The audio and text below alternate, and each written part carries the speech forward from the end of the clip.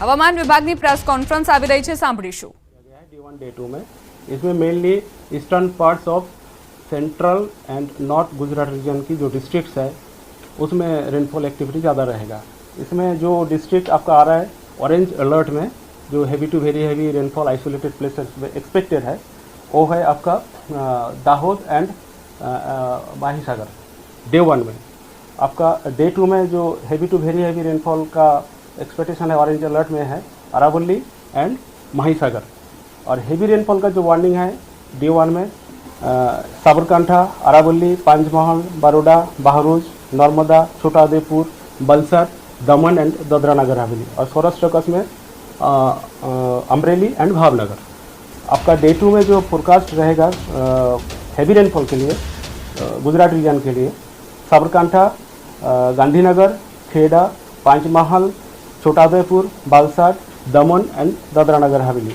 और सौराष्ट्र कच्छ के लिए भावनगर।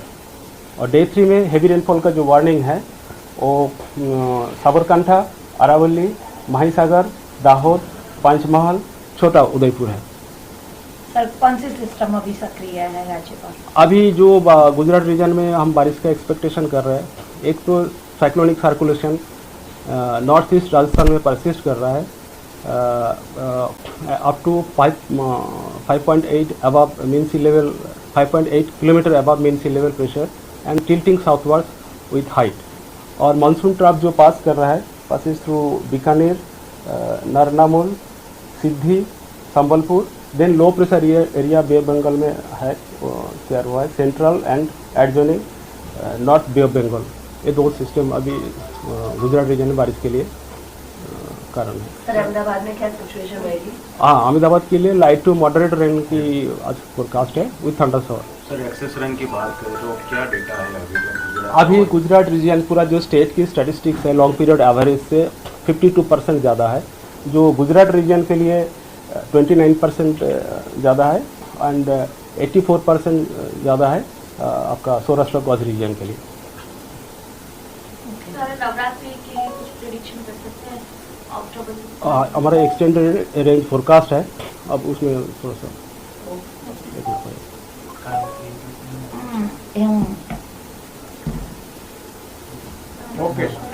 Thank you sir.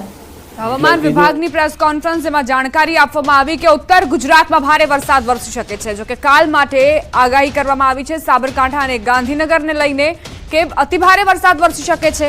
ઉત્તર ગુજરાતમાં પણ ભારે વરસાદ માટે તૈયાર રહેવું પડશે।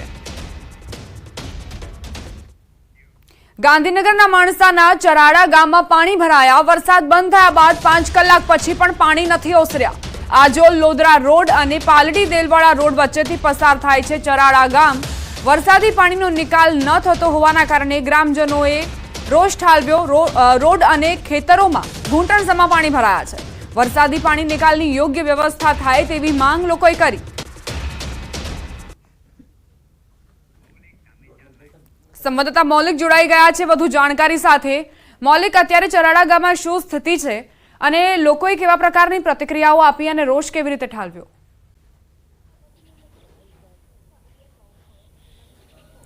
દીપા, ચોક્કસથી વરસાદ બંધ થયે લગભગ 4 થી 5 કલાક થયા, પરંતુ હજી સુધી પાણી જે છે તે માણસા તાલુકાના આ ચરાડા ગામ છે ત્યાં નથી ઓસરી રહ્યા।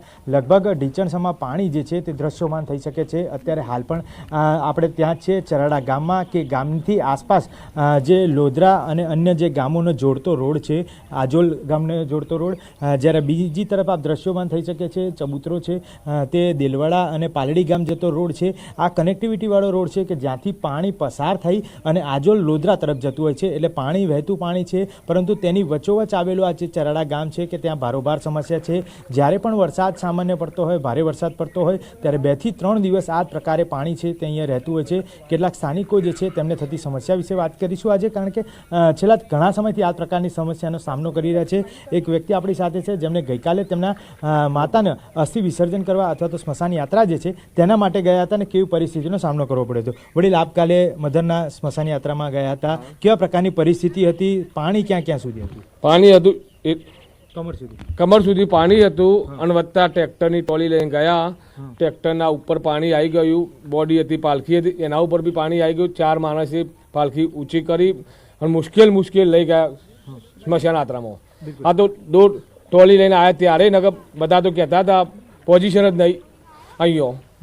કાકા કેટલા સમયથી આ પ્રકારની સમસ્યા છે? ક્યાંથી ક્યાં ગામમાં આ રસ્તો જોડતો છે અને પાણીનું વહેણ ક્યાંથી આવે? પાણીનું વેણ રાઠોડ પાલરી દેલવાડા વ્યાસ પાલરી અને અહીંયા અહીંથી ચરાડાથી ધમેડા જાય, પણ આ તો 3-4 દિવસ આટલું પાણી ભરાયેલું જ રહે છે. આ સમસ્યાનું કોઈ સમાધાન ખરું કે દર વર્ષે આ પ્રકારની પરિસ્થિતિ હોય છે? દર વર્ષે આ જ પ્રકારની સમસ્યાઓ છે. આમાં કોઈ સરકાર કોઈ નિરાકરણ કરતું નથી. વર્ષોથી આ જ છે. 5-6 ઇંચ વરસાદ પડી જાય તો આ રીતે 2-3 દિવસ અહીંયા પાણી ભરેલું જ રહે છે. અહીંયા કોઈ નિરાકરણ આવતું નથી. અવરજવર ખેતરમાં અવરજવર બધું બંધ થઈ જાય છે અને લોકો મુશ્કેલીમાં મુકાઈ જાય છે. અત્યારે હાલ ખેતર જે છે તેમાં બધી જગ્યાએ પાણી જોવા મળે. પાણી ભરાયેલું જ છે. કોઈ અધિકાર મારે અહીંયા 1 વીઘો જામફળી વાયેલી છે, તે ટોટલી મુરડીથી ફૂટી પડી ગઈ છે બાગાયતમાં. એટલે સામાન્ય રીતે જો વરસાદ પડતો હોય ત્યારે તો આ પ્રકારની પરિસ્થિતિ હોય, પરંતુ ભારે વરસાદની આગાહી બાદ પણ આ જ પ્રકારની પરિસ્થિતિ છે. લોકોનું કહેવું છે કે ભારોભાર સમસ્યા છે, દર વર્ષે આ પ્રકારની સમસ્યા હોય છે. સરકાર આ બાબતે કોઈ ચોક્કસ નિરાકરણ લાવે અથવા તો પાણીનું વહેણ જે છે તે બદલવા માટે કોઈ યોગ્ય યોજના જે છે તે બનાવે તે જરૂરી છે. દીપા. મૌલિક, અત્યારે એટલે લોકોની પ્રતિક્રિયાઓથી તો એ જ અંદાજ આવે છે કે લોકોએ પણ હવે પ્રશાસન પાસેથી આશાઓ નથી રાખી. તેમનું કહેવું છે કે 2-3 દિવસમાં આ પાણી ઓસરી જશે, એટલે આપમેળે જ ઓસરશે. કોઈ આશા નથી કે અધિકારીઓ અહીં આવશે અને કામગીરી કરશે. ચોક્કસથી ગ્રામજનો છે બિલકુલ એ જ બાબતે ચર્ચા વિચારણા કરી રહ્યા છે, વાતચીત કરે છે, અનેક વખત રજૂઆત કરી છે.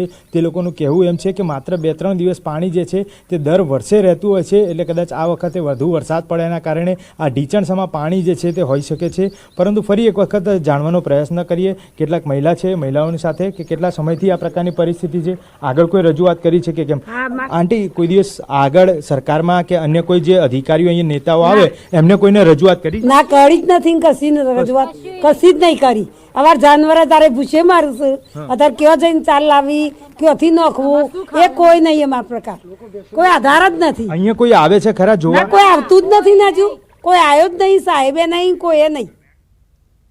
આભાર મૌલિક જાણકારી આપવા માટે. બુલેટિનમાં અત્યારે બસ આટલું જ. વધુ અપડેટ્સ માટે આપ જોતા રહો ન્યૂઝ 18 ગુજરાતી.